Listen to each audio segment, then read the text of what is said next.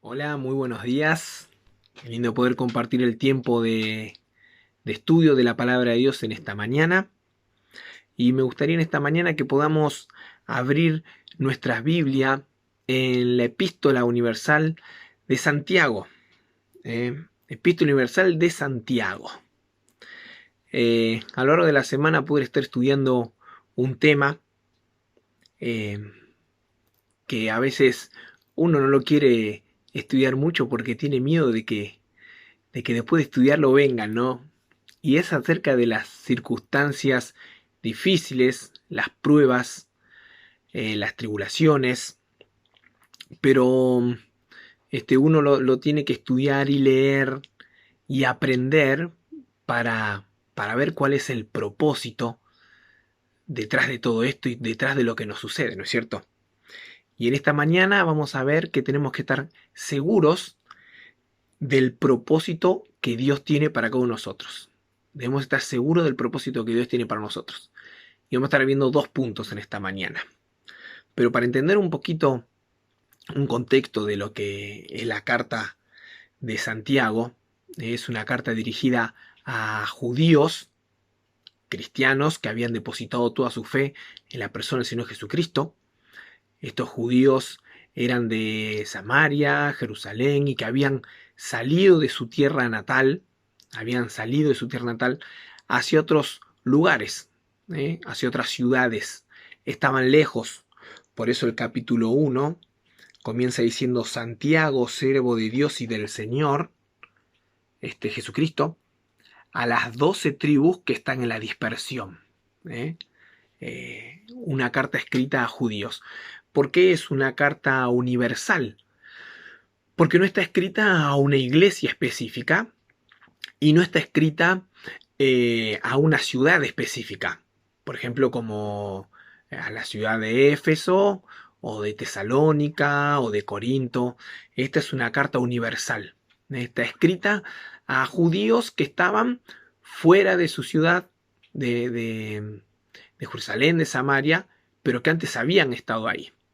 Lo interesante de esta carta que es una carta totalmente práctica, que tiene que ver con algunas cuestiones judías, pero a los destinatarios que se le escribe acá a Santiago son judíos que estaban atravesando momentos de aflicción, momentos de persecución, momentos de quizás escasez económica. Habían personas que eran de muy humilde condición, habían otros judíos que tenían muchas riquezas. Entonces está escrita a judíos cristianos. Y a través de esta epístola universal podemos aprender nosotros, como lo hacemos a lo largo de toda la escritura. Eh, y en esta mañana entonces vamos a ver que tenemos que estar seguros del propósito que Dios tiene para cada uno de nosotros. Y nos vamos a, a enfocar ahí en Santiago capítulo 1 y vamos a estar viendo algunos versículos. Así que vamos a pedir a Dios para que Él hable a nuestros corazones en esta mañana. Bendito Dios y Padre, te damos muchísimas gracias por tu santo libro. Gracias porque a través de él podemos aprender, podemos crecer, podemos saber y conocer qué es lo que tú quieres para nuestras vidas. Te pedimos por este tiempo que tú nos hables. En tu nombre santo oramos, Padre. Amén. Muy bien. Entonces, bueno, tenemos que estar seguros del propósito de Dios. Seguro, el creyente tiene que tener una seguridad absoluta en los propósitos que Dios tiene eh, para cada una de las pruebas que atravesamos. Ahora, ¿por qué debo conocer y por qué debo estar seguro del propósito de Dios? Primero, porque Dios tiene el control. Dios tiene el control y no lo toma por sorpresa. Las experiencias o los acontecimientos, los conflictos que nos vienen, no son por accidente. Vamos a leer ahí capítulo 1, versículo 2, dice: hermanos míos, está hablando a creyentes, hermanos míos, tened por sumo gozo cuando os halléis en diversas pruebas. Ahí esa palabra diversas pruebas quiere decir de diferentes colores, de diferentes formatos, de diferentes tamaños, en diferentes ocasiones. No quiere decir que hay un estándar de pruebas para todos por igual. A mí Dios me prueba de una manera que quizás para otra persona no es una prueba. Y así Dios obra en particular. Dios obra de una manera en mi vida y Dios obra de otra manera en su vida. Y las pruebas, las aflicciones, las dificultades que Dios nos envía son distintas, son variadas, son de diferentes tamaños. Pero es un mandamiento que vamos a ver acá que dice: tened por sumo gozo. Fíjense, no, que acá no dice solamente tened gozo, no dice por sumo gozo, un nivel superior, un nivel más alto. Ahora, si nos ponemos a pensar, las pruebas por sí solas no producen gozo.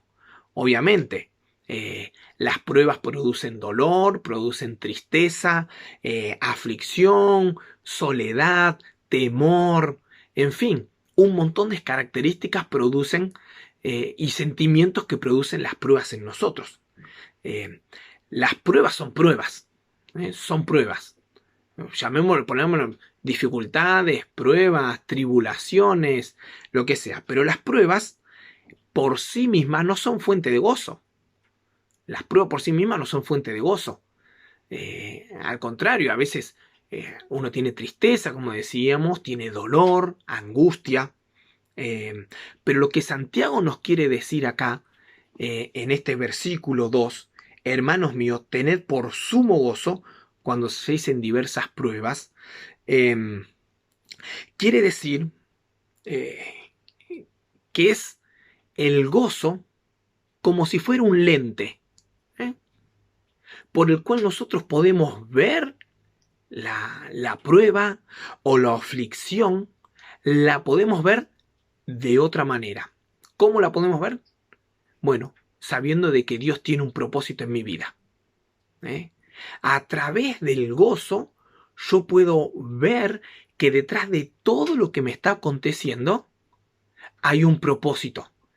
Y que a través del lente del gozo puedo tener otra perspectiva, otra visión de saber y tener la plena seguridad de que a Dios no se le escapa nada. Y que Dios no fue un accidente. No tenía pensado esto que le sucediera a Pablo. No, Dios tiene planificado, y Dios está al tanto de cada una de las cosas que suceden en mi vida como en la suya. Entonces dice, tened por sumo gozo.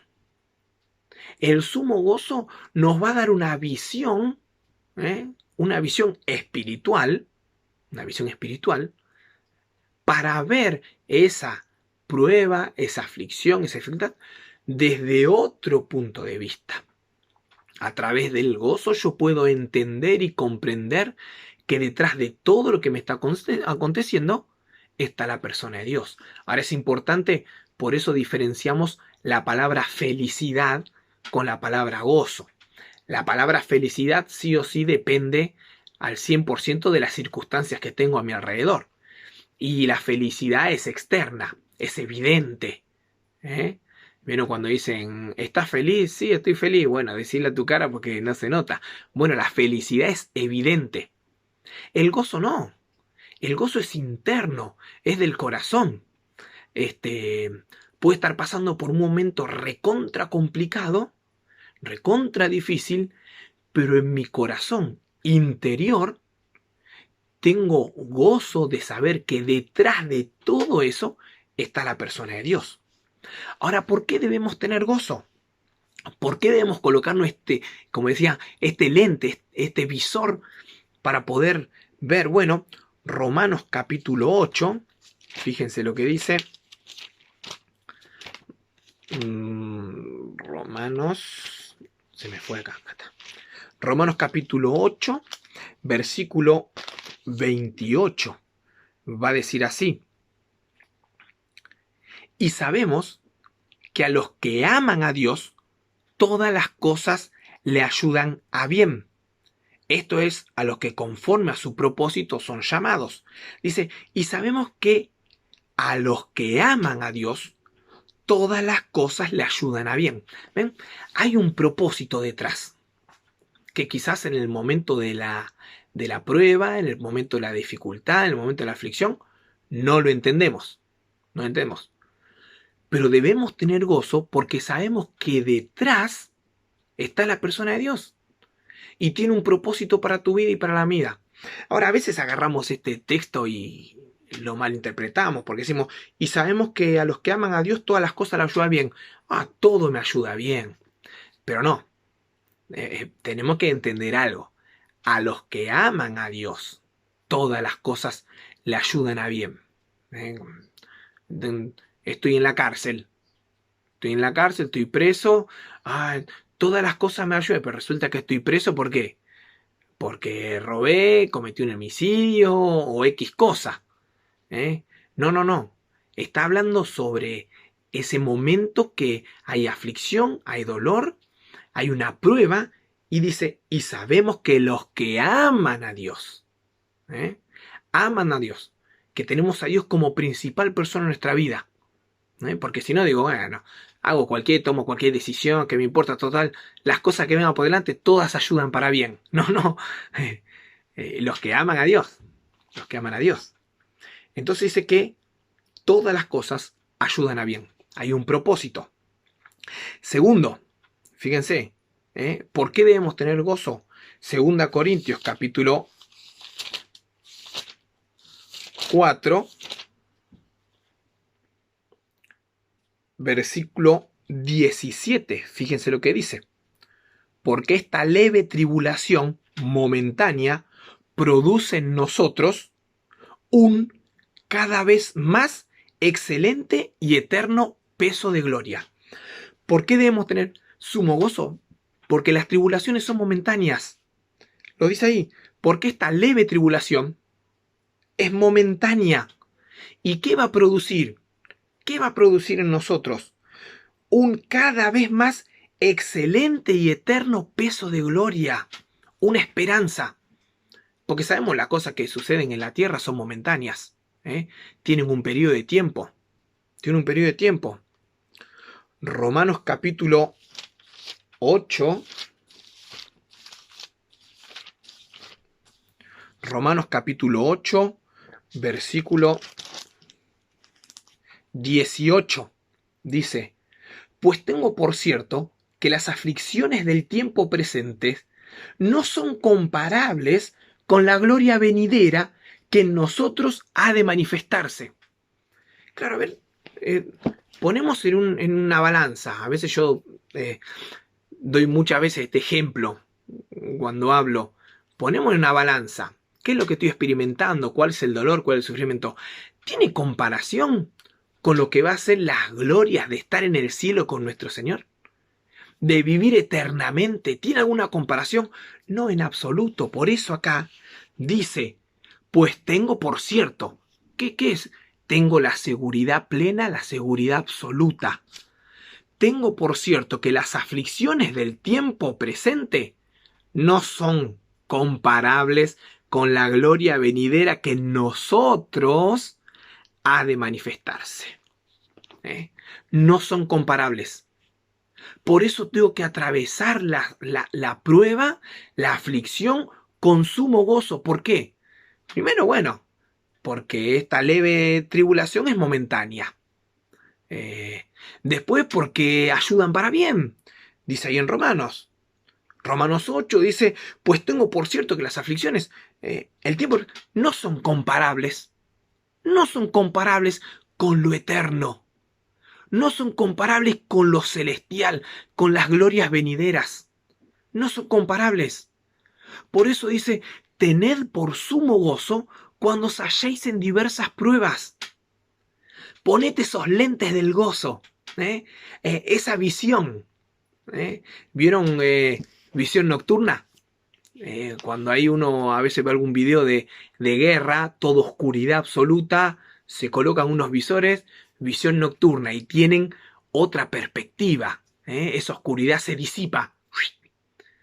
y tienen una visión clara, donde pueden ver los objetivos.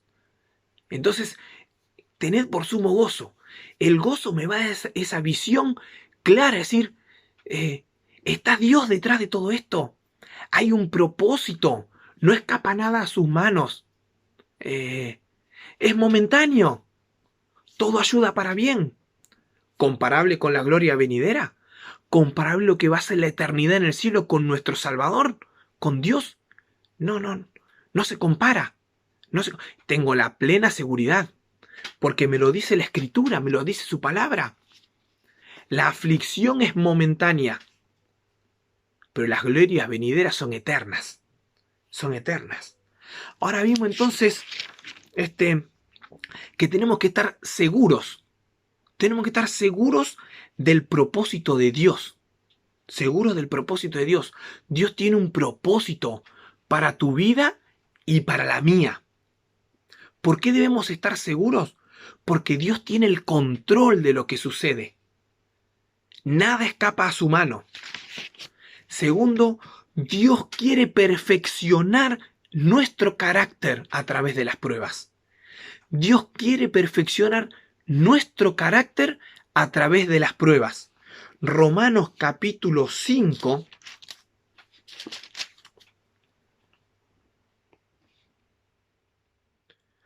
versículo 3 y 5. Romanos capítulo 5, versículos 3 y 5. Dice así: y no solo esto, sino que también nos gloriamos en las tribulaciones, sabiendo que la tribulación produce paciencia, y la paciencia prueba, y la prueba esperanza, y la esperanza no avergüenza, porque el amor de Dios ha sido derramado en nuestros corazones por el Espíritu Santo que nos fue dado. Dios quiere perfeccionar nuestro carácter. ¿Para qué quiere perfeccionar nuestro carácter Dios? Bueno, para que seamos pacientes. A veces es como que esa palabra para que seamos pacientes, uno dice, sí, para ser más tranquilo, para ser más paciente. A veces en nuestro vocabulario no se entiende para que seamos pacientes. En realidad, uno busca un sinónimo de paciencia y es perseverancia, es resistencia, es permanencia, es la idea de seguir mirando hacia un objetivo, hacia adelante. Y a veces cuánto nos cuesta, ¿no? Ser permanentes, ser constantes en un objetivo. Somos muchas veces de movernos, de dudar. Pero bueno, acá el objetivo es perfeccionar nuestro carácter. Tener paciencia, ser perseverantes. Dice Santiago capítulo 1, versículo 3. Dice, sabiendo que la prueba de vuestra fe, de nuestra fe, sabiendo que la prueba de nuestra fe produce paciencia. Para nosotros los cristianos, perseverar en la fe es de lo que se trata la vida cristiana. Para nosotros, perseverar en la fe, perseverar en lo que creímos, de eso se trata la vida cristiana. De perseverar, de avanzar, de estar firmes, de estar resistentes. Cuando Dios trae pruebas a nuestra vida, Él está haciendo un trabajo en nosotros, está haciendo una obra a favor nuestro, y las pruebas mantienen viva nuestra fe. Ahora, sería, si fuera todo color de rosas, ¿cómo se pone a prueba nuestra fe, no es cierto? Qué fácil muchas veces es tener una posición económica muy buena, una salud envidiable, una casa hermosa, todo perfecto. ¿Y cuándo Dios trabaja en nuestra vida? ¿Cuándo Dios nos prueba para ver qué es lo que realmente nos sostiene? Si es la fe o son nuestros propios recursos, o son nuestras propias manos, o son nuestras propias capacidades. Dios envía pruebas para que nosotros pongamos en práctica la fe y de esa manera poder ver qué es lo que hay en nuestro interior. La idea de enviar pruebas y el propósito de Dios por el cual envía pruebas es de que nosotros podamos permanecer firmes. La idea es de seguir mirando a Dios sin negarle. ¿Vieron cuando es probada la vida de Job? Una persona justa. Y el diablo dice, sí, justa. Pero mira, tocale la economía, tocale la familia, tocale sus riquezas. Ahí está, a ver. Y el justo el justo Job no pecó.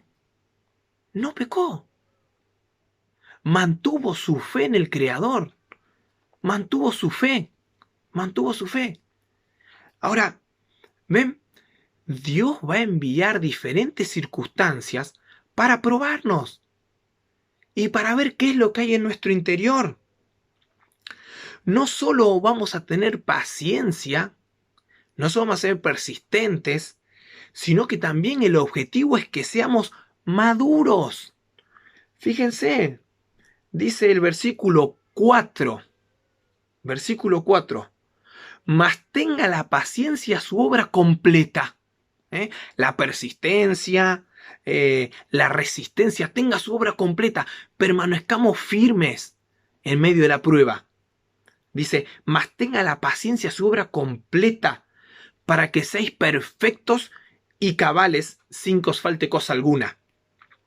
¿Ves? Dios quiere perfeccionar mi carácter. Dios quiere perfeccionar tu carácter por medio de las pruebas, para que seamos maduros. Dios quiere moldear mi vida. Dios quiere hacer un trabajo en mí y lo hace a través de las pruebas. Primera Pedro capítulo 5, versículo 10. Dice así: mas el Dios de toda gracia, que nos llamó a su gloria eterna en Jesucristo, después que hayáis padecido un poco de tiempo, Él mismo os perfeccione, afirme, fortalezca y establezca. Terrible. A través de la prueba, después que hayas padecido, Él mismo, la persona de Dios, a través de la aflicción, a través de la prueba, Él mismo nos perfecciona, nos afirma, nos fortalece y nos establece. ¡Wow! Dios quiere capacitarnos. Dios quiere capacitarnos. Dios tiene un propósito en mi vida. Recuerden la vida de José. Génesis capítulo 37. Dios permitió la prueba en la vida de José por 13 años. 13 años de prueba. Sus hermanos lo venden. Es enviado a Egipto a trabajar como esclavo en una casa. Luego, injustamente lo envían a la cárcel. ¿Y que Dios se olvidó de él? No. Jehová estaba con José. Jehová estaba con José en la aflicción, en la prueba, en la soledad, lejos de su familia, en el dolor. Jehová estaba a su lado. Estaba formando a una persona. Estaba formando el carácter. Estaba trabajando en la persona de José, siendo persistente, dándole paciencia, haciéndolo maduro. Dios tiene un propósito para tu vida y para la mía. ¿Sabes? Luego José entiende cuál es el propósito. Y dice, ahora entiendo cuál es el propósito. Dios me hizo pasar por todo esto para preservar vida. ¿Eh? Y José perdona a sus hermanos. ¿Por qué? Porque con los lentes, con esa visión de estar con sumo gozo, él podía ver que detrás de todo esto estaba la persona de Dios. Estaba la persona de Dios. ¿Y sabes qué? A veces en medio de la aflicción, del problema, es como queremos buscar nuestros propios recursos, ¿no es cierto? Y es lógico, por la aflicción, por el dolor, por la soledad, por lo que sea, tratar de, quiero hacer esto, para poder zafar. Pero Dios se encarga, Dios se encarga, Dios se encarga. ¿Recuerdan ahí en José? Cuando está en la cárcel y llega el panadero y el copero, le dice ahí José, cuando ustedes salgan ahora, después de interpretar los sueños, díganle al faraón que acá estoy yo, a ver si me saca de acá, si me da una mano. Se olvidaron, lo dejaron ahí, ni le dijeron nada, porque era el tiempo de Dios, el tiempo necesario. Dios tenía el tiempo marcado en el cual le iba a dar la salida. Sabemos, muchas veces hemos escuchado que el oro es purificado en el crisol, ahí en ese lugar, en esa vasija donde se lo coloca y se lo pone a una temperatura extrema para refinarlo, para sacar las impurezas, para sacar lo que no es oro. Dios prueba nuestra vida, prueba su vida, para que todas las impurezas Él las pueda limpiar y ser puros delante de Él, puros delante de Él. Purificación. Y Dios utiliza la prueba, dolorosa, sí, difícil, sí, con angustia, pero dice que la tenemos que atravesar con sumo gozo, porque podemos ver que detrás de todo esto está la persona de Dios, está la persona de Dios. Las pruebas son un beneficio, aunque dolorosas, yo no digo que no, aunque traigan dolor, angustia, aflicción, dolorosas. En el momento que las pasamos, no entendemos nada, no entendemos nada, pero tienen un propósito, es un beneficio para mi vida y para la suya. Mi mirada tiene que estar puesta en el propósito. Hay un propósito detrás de todo esto. Por último, tenemos que recordar algo, que no hay prueba sin un propósito. No hay prueba sin un propósito. Primera Pedro capítulo 1, versículos 6 y 7. Dice así, en lo cual vosotros os alegráis, aunque ahora por un poco de tiempo, si es necesario, tenga que ser afligido en diversas pruebas, diferentes tamaños, para que sometida a prueba vuestra fe, mucho más preciosa que el oro, el cual aunque perecedero, se prueba con fuego, sea hallada en alabanza, gloria y honra cuando sea manifestado Jesucristo, para que sometida a prueba vuestra fe. ¿Ves? Hay un propósito. Dios nos prueba. Dios nos prueba. Y a través de la prueba nosotros vemos qué es lo que hay en nuestro interior. Y qué es lo que hay para cambiar. Qué es lo que hay para limpiar, sacar todas las escorias, todas las impurezas, para estar limpios, para estar puros. Tenemos que recordar entonces que hay un propósito.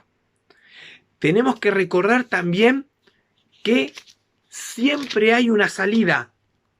Primera Corintios capítulo 10, versículo 13. No os ha sobrevenido ninguna tentación. Esa palabra tentación no es la palabra incitación a pecar, ¿no es cierto?